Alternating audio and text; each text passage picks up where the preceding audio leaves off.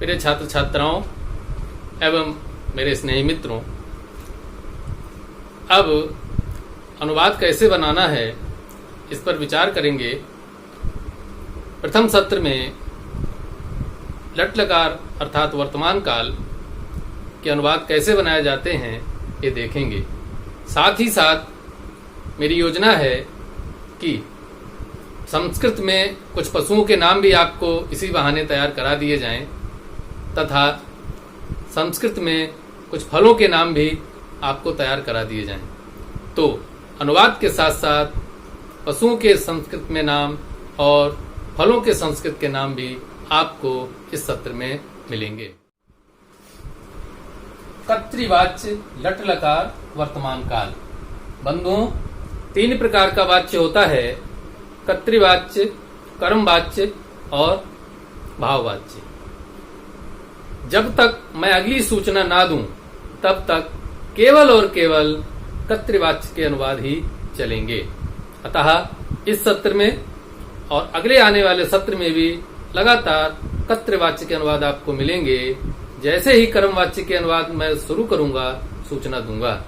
तो कर्तृवाच्य की विशेष बात आपको बता दूं, कर्तृवाच्य के अनुवाद में कर्ता की प्रधानता होती है।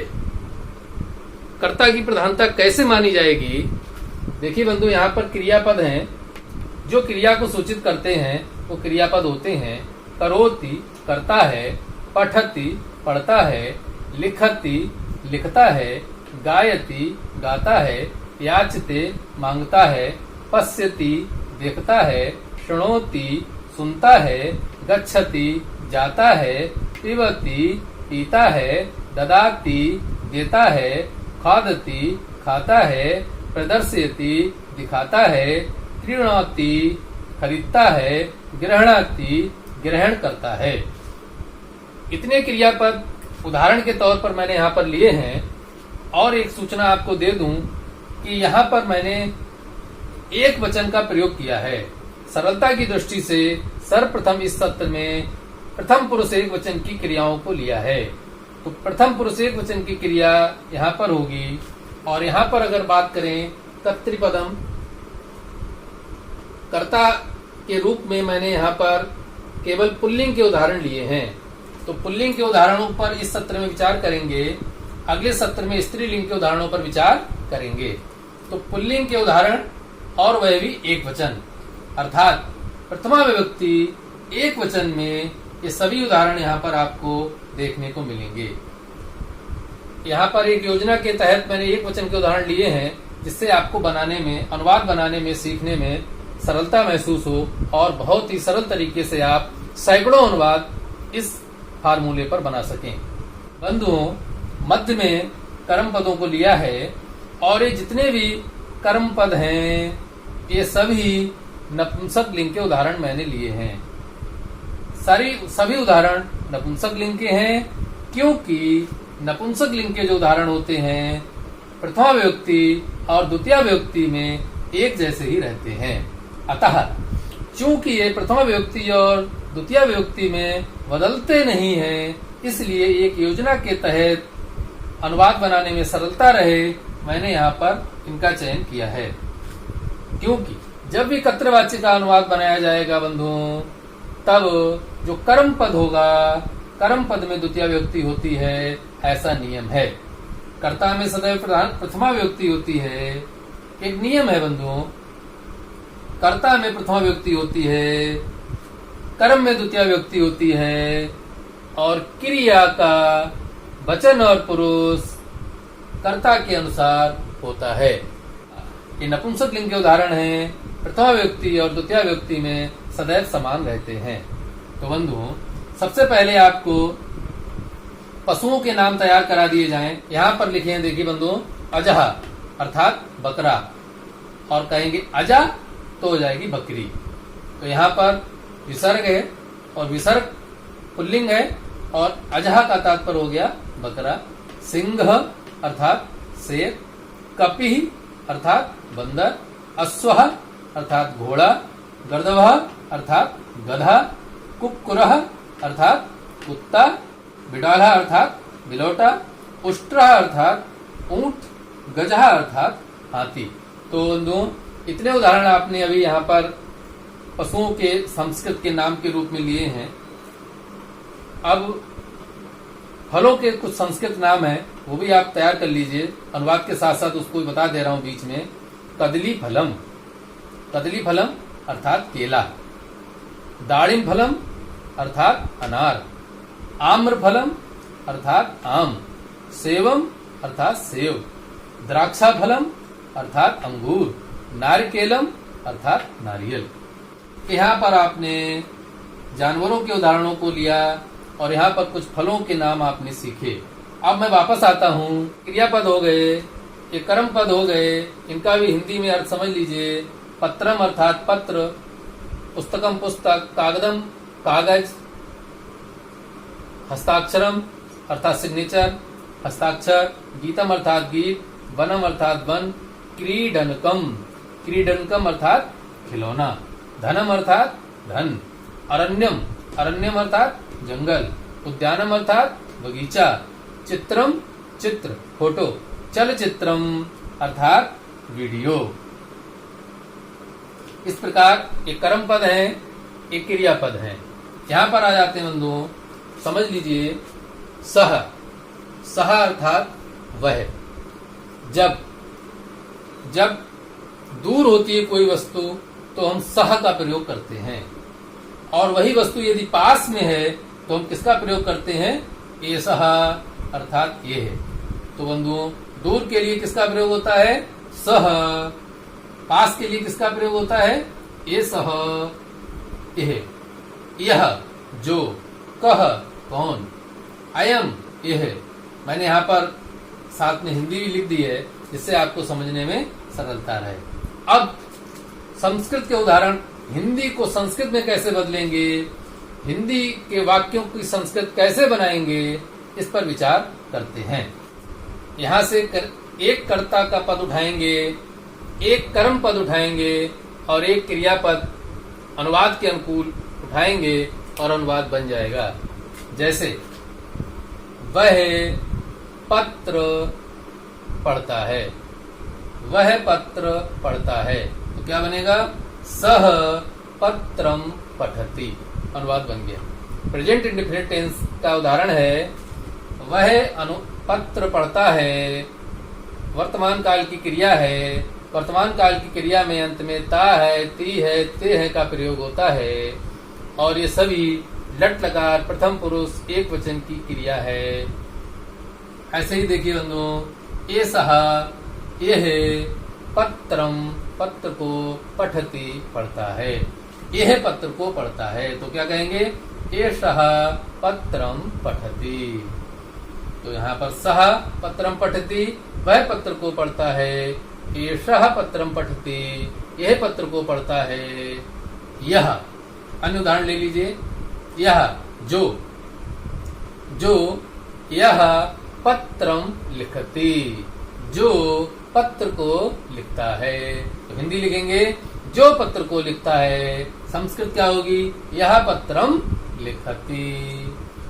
कौन पत्र को लिखता है? तो क्या होगा?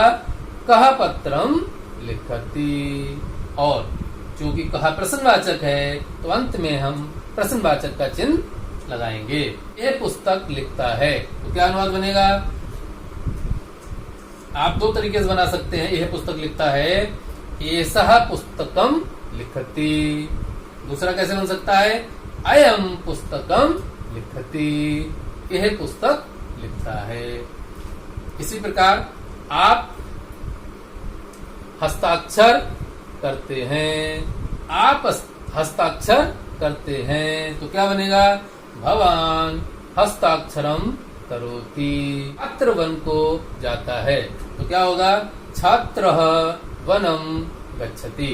छात्रः वनम गच्छति, छात्र वन को जाता है। इधर ले लेते हैं। सिंहः सिंहः वनम गच्छति, सिंह वन को जाता है। अनुवाद बन रहा है ना? इसके आगे देखिए। बालकः, बालकः क्रीडनकम अर्थात खिलौना। बालक खिलौना को मांगता है, बालक खिलौना को मांगता है। क्या अनुवाद बनेगा? बालकः क्रीडनकम याचते। बालक खिलौना को मांगता है। इसी प्रकार गायक गीत को गाता है। गायकः गीतम गायति। गायकः गीतम गायति। गायक गीत को गाता है। भिक्षुक भिखारी धन को मांगता है। क्या बनेगा? भिक्षुकः धनम याचते। भिक्षुक धन को मांगता है। इसी प्रकार सन्यासी जंगल को जाता है। सन्यासी जंगल को जाता है। तो क्या बनेगा? सन्यासी अरण्यम गच्छति। अन्य कैसे बनेगा? दूसरा उदाहरण, सन्यासी वनम गच्छति। सन्यासी वन को जाता है। इसी प्रकार पुरुषः जलम पिबति। पुरुष जल को पीता है। पुरुषः जलम पिबति। पुरुष जल को पीता है। कृष्णः फलम खादति। कृष्णः फलम खादति।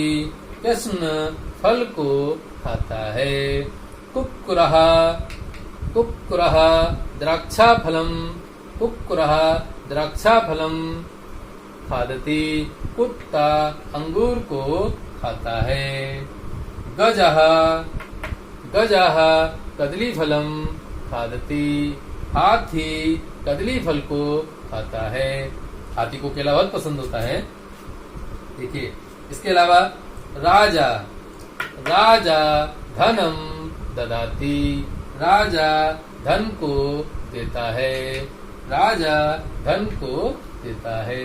अलग अलग मैंने यहाँ पर कर्म पद और क्रियापद को इसलिए रखा है कि आप अपने विवेक से भी सैकड़ों अनुवादों को बना सकें। कुछ अन्य उदाहरण हैं। कह नृत्यति, कौन नाचता है? कपिः नृत्यति, बंदर नाचता है। गर्दभः किम करोति, गधा क्या करता है? गर्दभः भारम वहति, गधा भार ढोता है। उष्ट्रः किम पश्यति, ऊँट क्या देखता है?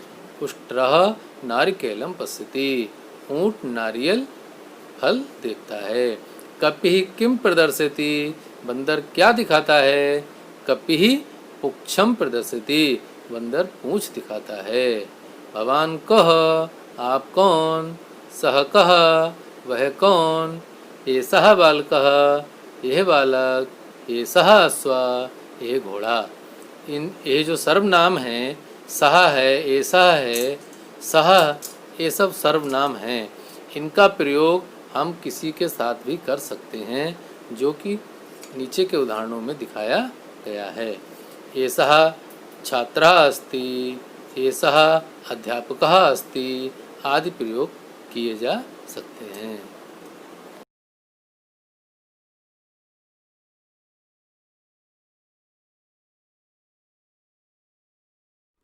आपको कर्ता पद, कर्म पद और क्रियापद को ध्यान में रखते हुए सैकड़ों उदाहरणों का अभ्यास करना है।